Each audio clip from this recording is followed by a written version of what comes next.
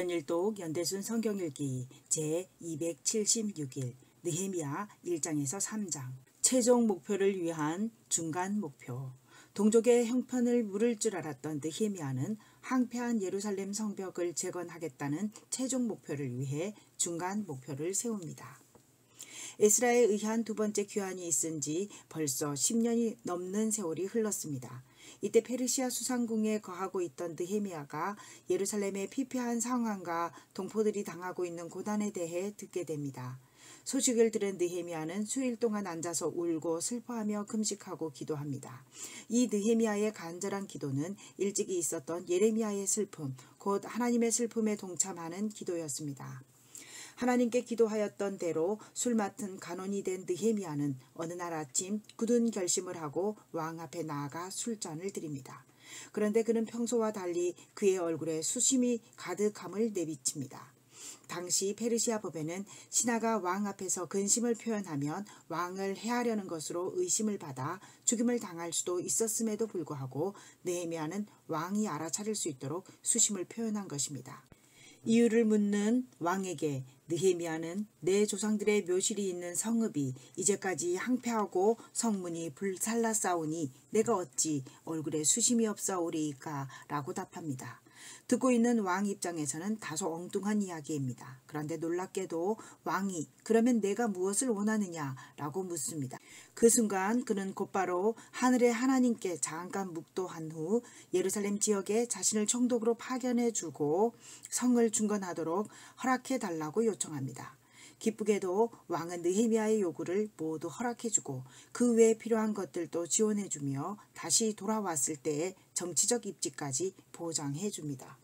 수개월의 행보를 통해 예루살렘에 도착한 느헤미야는 항폐한 예루살렘의 형편을 직접 목도하고 은밀히 사전 답사를 실행한 다음 구체적인 복구 계획을 세웁니다. 역할 분담 계획까지 세운 뒤 백성들을 예루살렘에 모아놓고 설득합니다.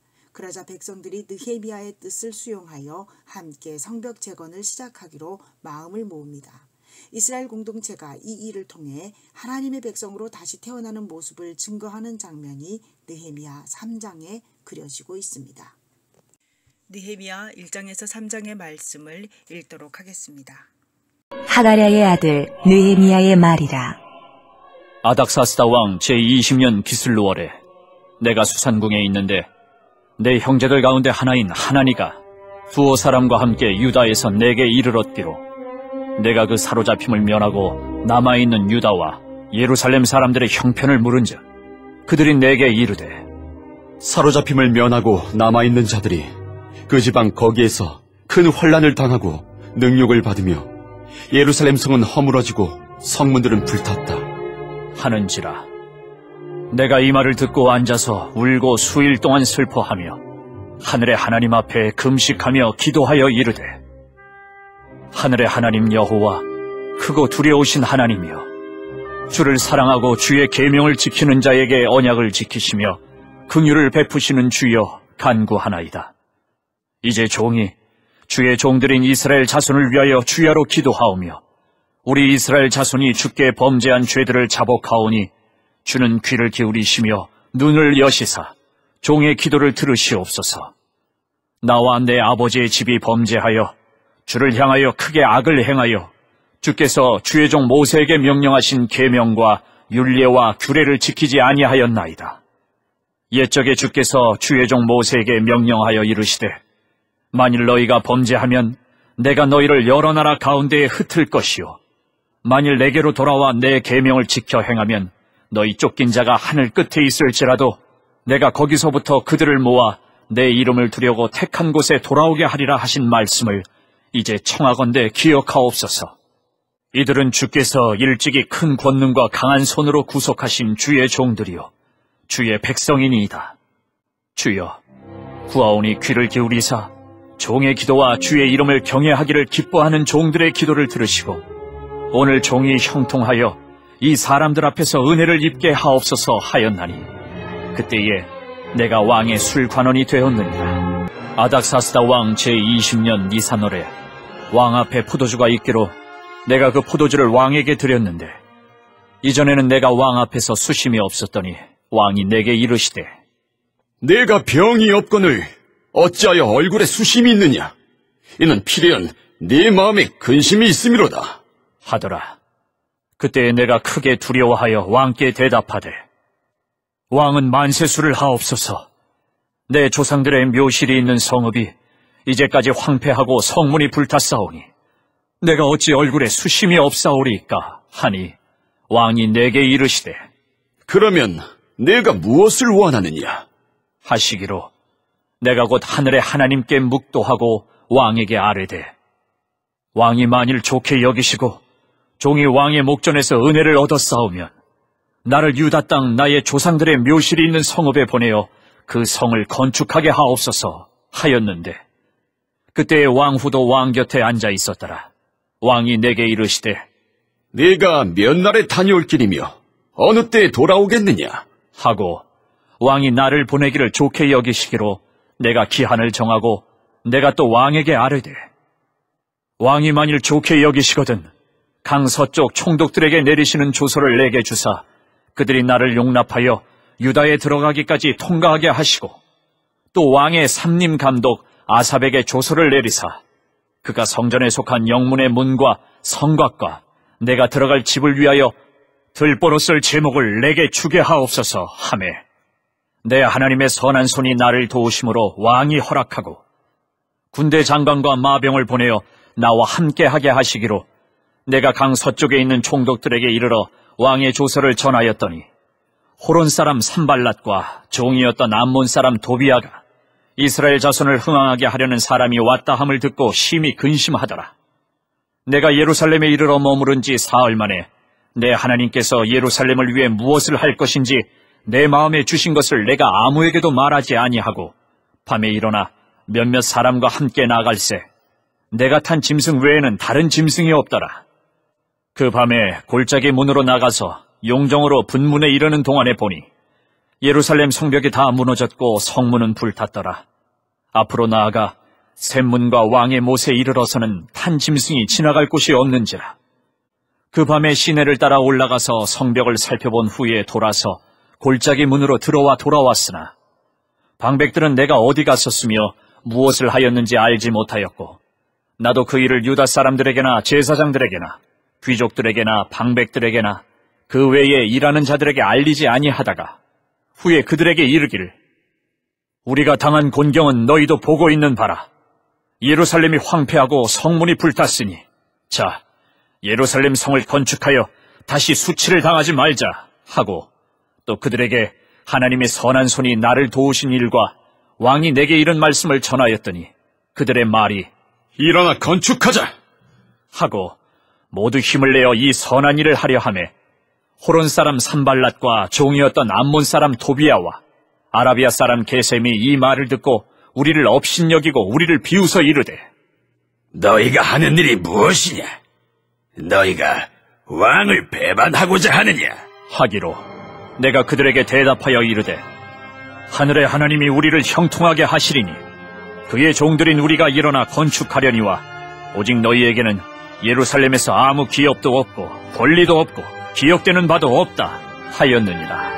그때 대제사장 엘리야십이 그의 형제 제사장들과 함께 일어나 양문을 건축하여 성별하고 문짝을 달고 또 성벽을 건축하여 한메아 망대에서부터 하나넬 망대까지 성별하였고 그 다음은 여리고 사람들이 건축하였고 또 그 다음은 이무리의 아들 삭굴이 건축하였으며 어무는 하스나아의 자손들이 건축하여 그 들보를 얹고 문짝을 달고 자물쇠와 빗장을 갖추었고 그 다음은 학고스의 손자 우리아의 아들 무레못이 중수하였고 그 다음은 무세사벨의 손자 베레기아의 아들 무술람이 중수하였고 그 다음은 바나의 아들 사독이 중수하였고 그 다음은 드고아 사람들이 중수하였으나 그 귀족들은 그들의 주인들의 공사를 분담하지 아니하였으며 옛문은 바세아의 아들 요야다와 부소드야의 아들 무술람이 중수하여 그 들보를 얹고 문짝을 달고 자물쇠와 빗장을 갖추었고 그 다음은 기브온 사람 물라데아와 메로노 사람 야돈이 강서쪽 총독의 관할에 속한 기브온 사람들 및 미스바 사람들과 더불어 중수하였고 그 다음은 금장색 할헤야의 아들 우시엘 등이 중수하였고 그 다음은 향품 장사 하나냐 등이 중수하되 그들이 예루살렘의 넓은 성벽까지 하였고 그 다음은 예루살렘 지방의 절반을 다스리는 후루의 아들 르바야가 중수하였고 그 다음은 하루마베 아들 여다야가 자기 집과 마주대한 곳을 중수하였고 그 다음은 하삼느야의 아들 핫두스가 중수하였고 하림의 아들 말기야와 바한모압의 아들 핫숲이 한 부분과 화덕 망대를 중수하였고 그 다음은 예루살렘 지방 절반을 다스리는 할로에스의 아들 살룸과 그의 딸들이 중수하였고 골짜기 문은 한운과 산호와 주민이 중수하여 문을 세우며 문짝을 달고 자물쇠와 빗장을 갖추고 또 분문까지 성벽 1000규빗을 중수하였고 분문은 베타게렘 지방을 다스리는 레갑의 아들 말기야가 중수하여 문을 세우며 문짝을 달고 자물쇠와 빗장을 갖추었고 샘문은 미스바 지방을 다스리는 고로세의 아들 살룬이 중수하여 문을 세우고 덮었으며 문짝을 달고 자물쇠와 빗장을 갖추고 또 왕의 동산 근처 셀라못가의 성벽을 중수하여 다윗성에서 내려오는 층계까지 이르렀고 그 다음은 벳술 지방 절반을 다스리는 아수북의 아들 느헤미야가 중수하여 다윗의 묘실과 마주대한 곳에 이르고 또 파서 만든 못을 지나 용사의 집까지 이르렀고 그 다음은 레위 사람 바니의 아들 르훔이 중수하였고 그 다음은 그일랏 지방 절반을 다스리는 하사랴가 그 지방을 대표하여 중수하였고 그 다음은 그들의 형제들 가운데 그일랏 지방 절반을 다스리는 헤나닷의 아들 바웨가 중수하였고 그 다음은 미스바를 다스리는 예수아의 아들 에셀이 한 부분을 중수하여 성구비에 있는 군기고 맞은편까지 이르렀고 그 다음은 삿배의 아들 바룩이 한 부분을 힘써 중수하여 성구비에서부터 대제사장 엘리야십의 집문에 이르렀고 그 다음은 학고스의 손자 우리아의 아들 무레못이 한 부분을 중수하여 엘리야십의 집문에서부터 엘리야십의 집 모퉁이에 이르렀고 그 다음은 평지에 사는 제사장들이 중수하였고 그 다음은 베냐민과 핫숲이 자기 집 맞은편 부분을 중수하였고 그 다음은 아나냐의 손자 마아세야의 아들 아사랴가 자기 집에서 가까운 부분을 중수하였고 그 다음은 헤나닷의 아들 빈누이가 한 부분을 중수하되 아사랴의 집에서부터 성구비를 지나 성모퉁이에 이르렀고 우세의 아들 발랄은 성구비 맞은편과 왕의 윗궁에서 내민 망대 맞은편 곧 시위청에서 가까운 부분을 중수하였고 그 다음은 바로스의 아들 부다야가 중수하였고 그때에 느디님 사람은 오벨에 거주하여 동쪽 수문과 마주대한 곳에서부터 내민 망대까지 이르렀느니라. 그 다음은 드고아 사람들이 한 부분을 중수하여 내민 큰 망대와 마주대한 곳에서부터 오벨 성벽까지 이르렀느니라. 마문 위로부터는 제사장들이 각각 자기 집과 마주대한 부분을 중수하였고 그 다음은 임멜의 아들 사독이 자기 집과 마주대한 부분을 중수하였고 그 다음은 동문지기 스가냐의 아들 스마야가 중수하였고 그 다음은 셀레미아의 아들 하나냐와 살랍의 여섯째 아들 한운이 한 부분을 중수하였고 그 다음은 베레갸의 아들 무술람이 자기의 방과 마주대한 부분을 중수하였고 그 다음은 금장색 말기야가 한밑간 문과 마주대한 부분을 중수하여 느디님 사람과 상인들의 집에서부터 성모퉁이 성루에 이르렀고 성모퉁이 성루에서 양문까지는 금장색과 상인들이 중수하였느니라. 오늘도 하나님의 마음을 알아 하나님과 동행합시다. 본문 속에서 하나님은 어떠한 분이시며 나에게 주신 말씀은 무엇인지, 말씀을 오늘 삶 가운데서 어떻게 실천해 갈 것인지 구체적으로 찾아봅니다. 공동체를 위한 기도입니다.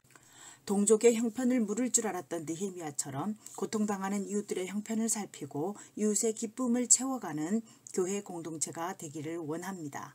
찬송가 524장으로 주님께 영광 돌리시겠습니다.